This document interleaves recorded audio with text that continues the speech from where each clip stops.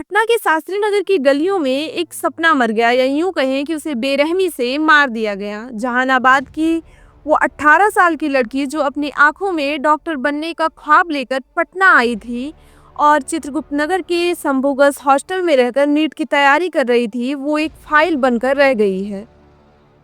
अफसोस इस बात का नहीं है कि मौत हुई, अफसोस इस बात का है कि उस मौत को छुपाने की घटिया साजिश हुई। Big breakthrough in the Patna NEET aspirant death case. Police investigating the matter have said that the forensic report 6 जनवरी को संभोगस हॉस्टल में वो लड़की बेहोशी की हालत में मिलती है और 11 जनवरी को वो दम तोड़ देती है। और हमारी तेज तर्रार Patna police on the spot इस सारे मामले को एक ही सेकंड में सुसाइड बता देती है। उनका कहना है कि ये तो स्लीपिंग पिल्स टाइफाइड की वजह से हुआ है, लेकिन झूठ कितनी भी सफाई से बोली जाए, झूठ के पैर नहीं होते हैं।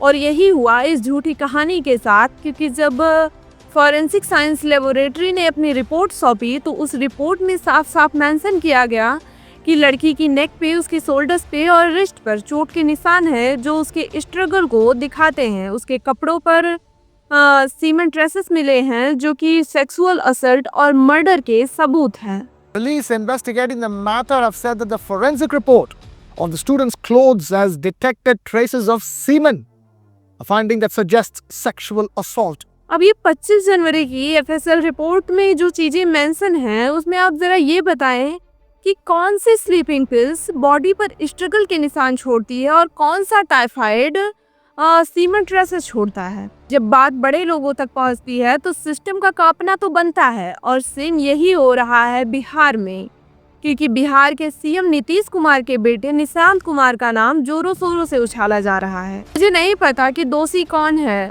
उनका नाम क्यों लिया जा रहा है, लेकिन हाँ, मैं इतना जरूर कहूंगी कि जब एक्स आईपीएस अमिताभ दास ने सवाल उठाया, उन्होंने डीएनए जांच की मांग की, तो इस मामले को साफ करने के बजाय, उस मांग को एक्सेप्ट करने के बजाय एक्स आईपीएस अमिताभ दास को ही अरेस्ट कर लिया गया, उन पे पॉक्सो लगा दिया गया और दरिंदे घूम रहे हैं।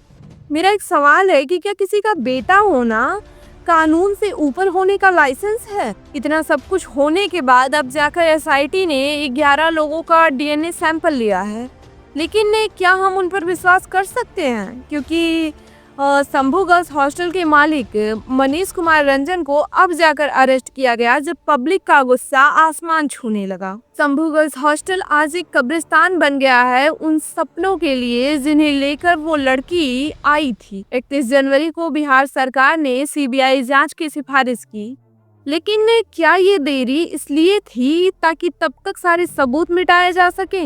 ये सिर्फ एक स्टूडेंट या फिर सिर्फ उसी नीट स्टूडेंट की कहानी नहीं है, बल्कि ये हर उस लड़की की कहानी है जो अपने सपनों को पूरा करने के लिए घर से बाहर कदम रखती है।